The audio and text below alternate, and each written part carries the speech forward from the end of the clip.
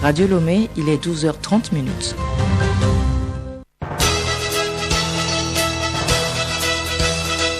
Le journal Hélène Assabi.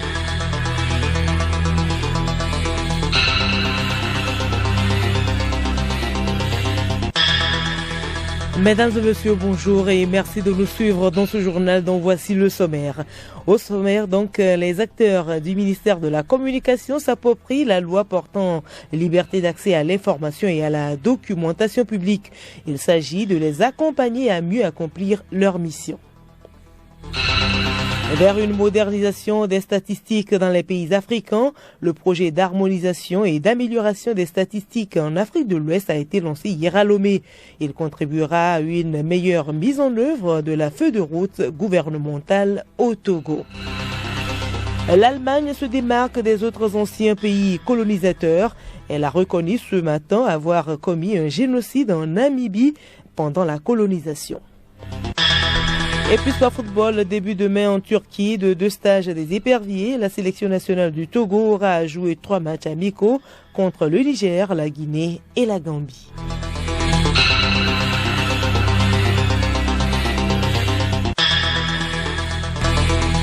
radiolomé.tg. Mesdames et messieurs, une fois encore, bonjour. Audience hier à la primature, Madame le Premier ministre Victoire Toméga-Dogbe a conféré avec l'ambassadrice de la Turquie au Togo, Madame Esra Demir. Les échanges ont porté sur la coopération entre le Togo et la Turquie. Les deux personnalités ont également abordé les questions liées au secteur socio-économique et sécuritaire. Madame Esra Demir au sortir de l'audience. Nous avons parlé des possibles domaines de coopération entre la Turquie et Togo, comme l'agriculture, le tourisme, la production d'électricité. Et puis, nous avons parlé d'autres domaines, mettre nos opérateurs économiques en relation. On a soucis communs comme le terrorisme. Évidemment, on a évoqué les bonnes relations entre la Turquie et le Togo. Au niveau politique, on est 2 pays frères et amis. Pourquoi on ouvre des ambassades? C'est pour approfondir les relations dans tous les domaines. Et je vois cette volonté politique chez nous, c'est évident parce qu'ils ont envoyé un ambassadeur ici avec toutes les autres personnalités que j'ai rencontrées. En premier lieu, Monsieur le Président. Je vois qu'il y a une volonté politique dans ce sens-là. Ouverture ce matin à Lomé d'un atelier national de concertation des acteurs du secteur agricole sur les plans de développement des filières volailles, maïs, riz et tomates. C'est une initiative de l'Organisation des Nations Unies pour l'alimentation et l'agriculture à travers son projet d'appui au mécanisme incitatif de financement agricole Promifa au Togo. Pacom Johnson. Il s'agit pendant ces 2 jours de présenter les 4 plans aux principaux acteurs de ces filières et d'échanger avec les participants afin de recueillir leurs contributions en vue d'améliorer les dits documents. Il sera question également d'affiner davantage les modèles d'affaires dans le but d'améliorer le revenu de l'agriculteur. Goodban Todman, responsable des projets à MIFA. L'objectif poursuivi par le PROMIFA, c'est de pouvoir contribuer substantiellement à l'amélioration des revenus des producteurs. Et les producteurs les plus vulnérables se localisent essentiellement dans les filières maïs. La pratique la plus répandue, c'est la subsistance, le maïs, le riz. L'aviculture, parce que l'aviculture arrive à apporter un surplus de revenus conséquent dans des cycles courts de production, et les cultures maraîchères parce que nous passons une bonne partie de l'année sans pluie en saison sèche, dont l'activité maraîchère en contre-saison constitue un revenu substantiel qui peut améliorer le porte-monnaie du producteur et l'aider à sortir de la pauvreté. Diwa Oyetunde, chargé des programmes FAO Togo, nous précise le cadre du dit projet. Le gouvernement togolais a un projet avec le FIDA, qui est le PROMIFA. Et dans le cadre de la mise en œuvre de ce projet, où 4 filières ont été identifiées, volaille, maïs, tomates et riz, il a été sollicité l'expertise de la FAO pour accompagner la mise en œuvre de ce projet sur 3 domaines principaux. Le développement des chaînes de valeur de ces filières qui doit aboutir à l'élaboration des contrats programmes avec des objectifs chiffrés de production, de transformation, de commercialisation de ces produits agricoles à atteindre à l'horizon 2025. L'agriculture togolaise demeure le principal secteur d'emploi pour la majorité de la population et la professionnalisation du secteur nécessite des moyens financiers adéquats. Et parlons à présent de la promotion de la consommation locale. Le Togo en fait son fer de lance. La société Africa Europa Farm, SAF, a lancé hier un vaste projet dans les préfectures de Bamono et des Lacs, précisément à Afanya et à Aklakou. Bénédicte Kanda nous en parle.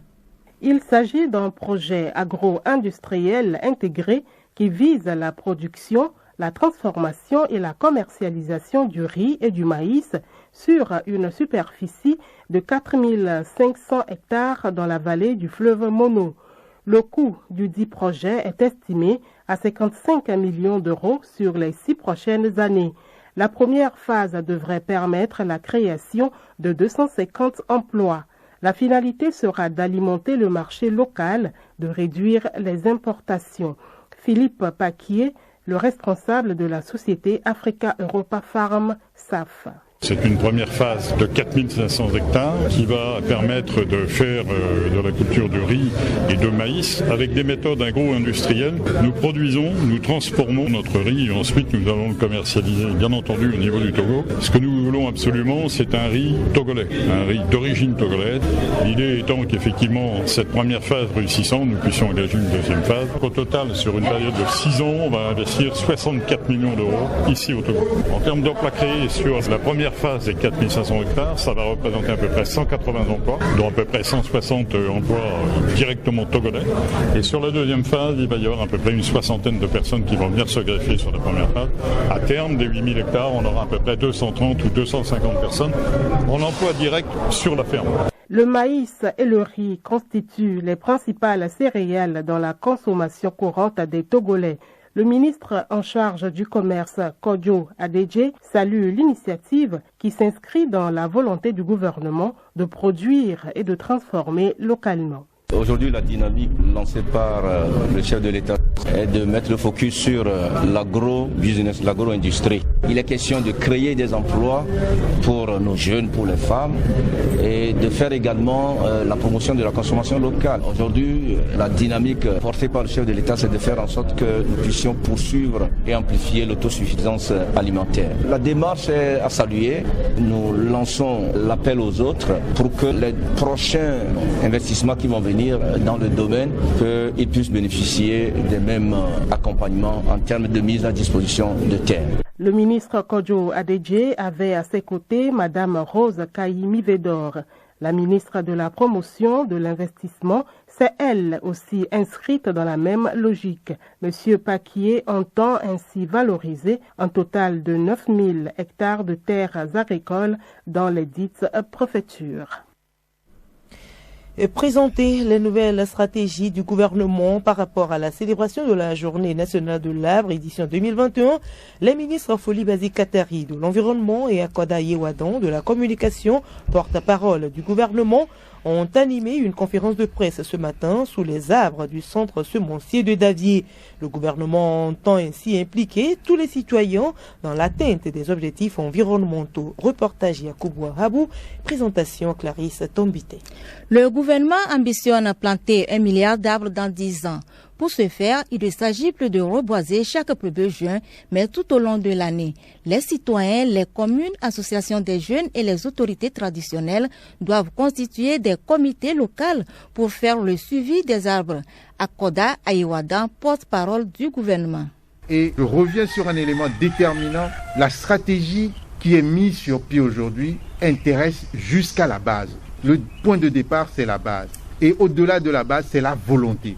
Chaque citoyen de notre pays, chaque individu doit se sentir concerné. Le ministre disait tout à l'heure, lorsque vous arrivez dans cet espace-là, Lomé 2, université, etc., vous le ressentez immédiatement, une certaine fraîcheur dans cette zone-là. On peut créer cette zone-là partout sur le territoire.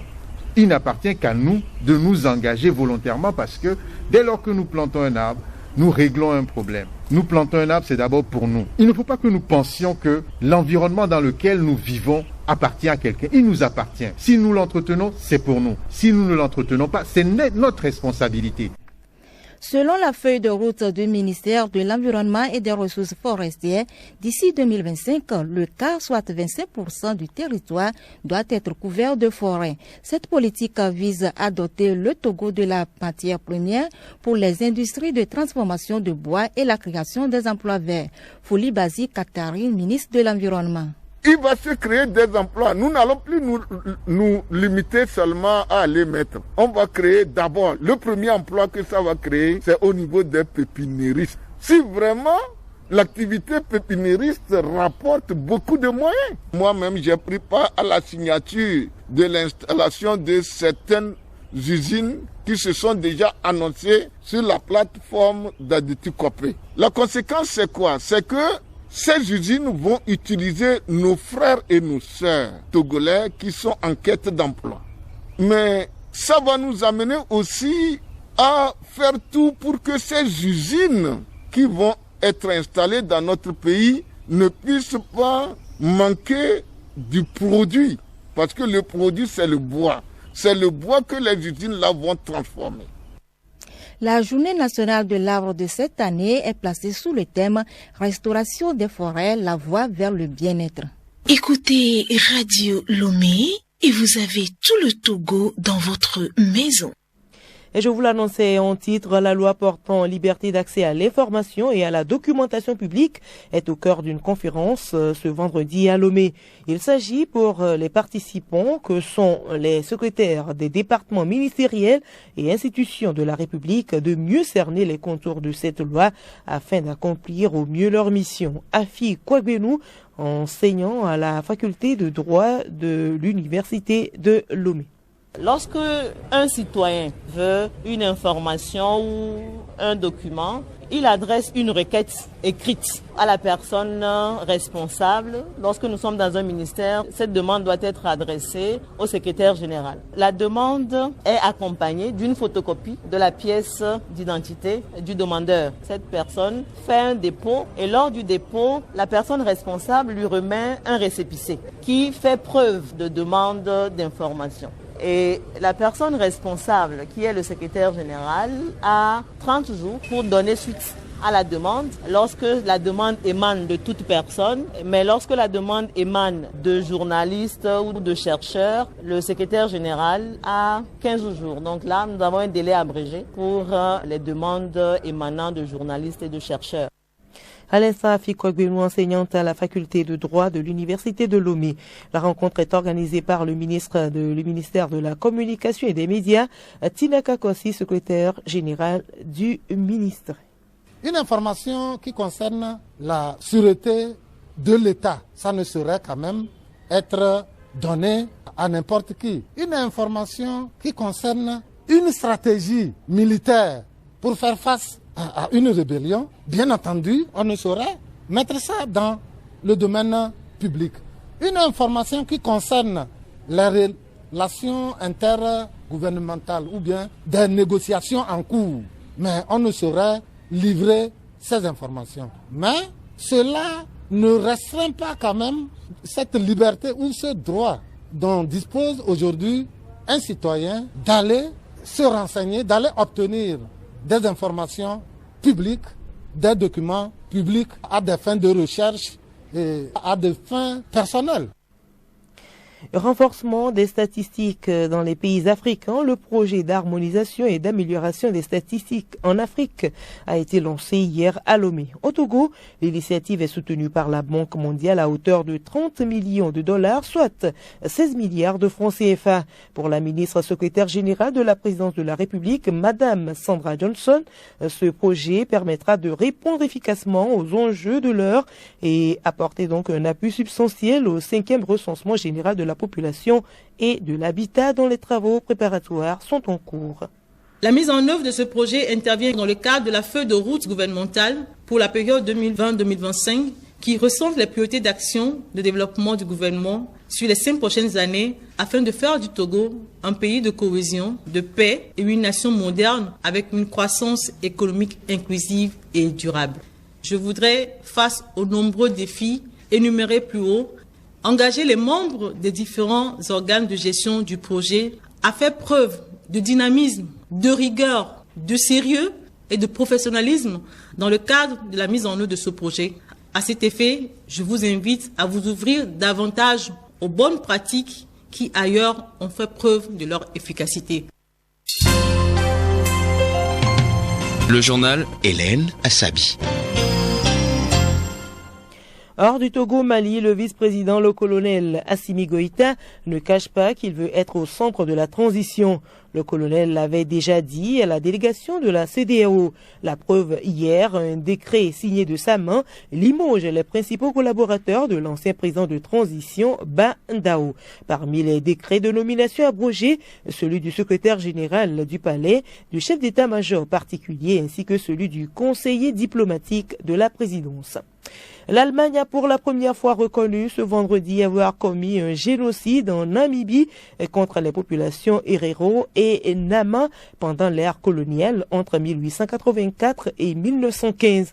L'Allemagne se démarque ainsi des autres anciens pays colonisateurs réticents à reconnaître leurs fautes et parfois leurs crimes. Cette annonce est le fruit de 5 ans de négociations entre les deux États et après cette reconnaissance, l'Allemagne promet verser 1,1 milliard d'euros sur 30 ans pour soutenir des projets d'infrastructures au profit des populations Herero et Nama.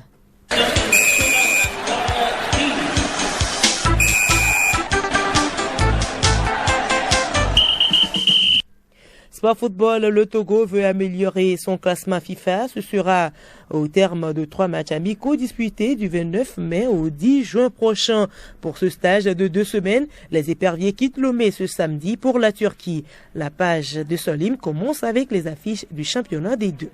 Au programme ce week-end, dans la poule A, au stade de Kégué, Agaza, leader, avec 8 points, accueille Espoir de Zio, 5e, 4 points. À Ablogame, Arabia, 2e, 7 points, croise les crampons avec Étoile Filante, classé 3e, 5 points. Et puis, au municipal de Lomé, Asfosa, 4e, 5 points, joue Jeunesse Club d'Agoye JCA, classé dernier avec 2 points. Dans le groupe B, toujours samedi, à Atakpame, Agoua, 3e, 5 points, offre son hospitalité à US Agbandi, classé 5e avec 3 points au compteur. À Sokode, Tambo FC, leader avec 12 points, croise les crampons avec son dauphin Kotoko de Lavier, 9 points au compteur. Ce sera un duel au sommet qui va beaucoup compter pour les qualifications pour les playoffs. Le dernier match de la zone opposera Akpalimé, Foupa 4e 4 points et Koto FC de Mouretang dernier avec 1 point au compteur. Dans le dernier groupe, la poule C, Bikenti de Bassar en très grande difficulté est classé dernier avec 1 petit point au compteur. Joue Kakadel de Defalé, leader du groupe avec 9 points. Amango, Fouadan FC, actuel 4e avec 5 points. Joue Bunja FC de Ketao, classé 3e avec 5 points. Le dernier match mettra aux prises CDF Aknour, Dauphin de Kakadal avec 8 points, à Doumbé de Mango, 5e avec 4 points au compteur. Toujours sur le plan national, les éperviers du Togo quittent le pays demain 29 mai pour 12 jours. Ils entament un stage en Turquie et joueront 3 matchs amicaux. Le premier sera joué le 2 juin, un match qui opposera les éperviers et le MENA du Niger. Le 5 juin, le Togo joue la Guinée et le dernier match, celui du 8 juin, sera une confrontation entre éperviers et scorpions de la Gambie. Et pour finir, sur le plan européen, la finale de la Ligue européenne des champions se joue ce samedi. La 67e édition de cette compétition mettra aux prises, au stade du Dragon de Porto, au Portugal, 2 clubs anglais. Manchester City, vainqueur de la Premier League anglaise, et Chelsea, classé 4e à l'issue de la saison 2020-2021 du même championnat. Ce sera la 3e finale 100% anglaise, après Liverpool-Tottenham en 2019 et Manchester United-Chelsea en 2008.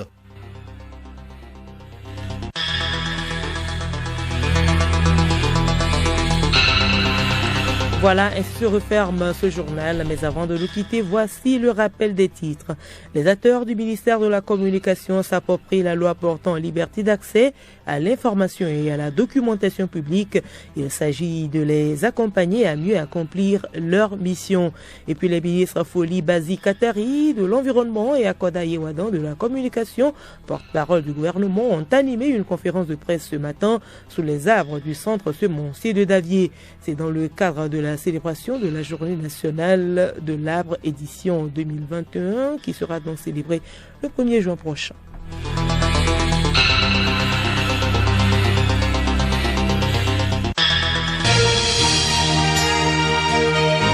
Radio Lomé, boîte postale 434, email radiolomé@radiolomé.tg. radiolomé.tg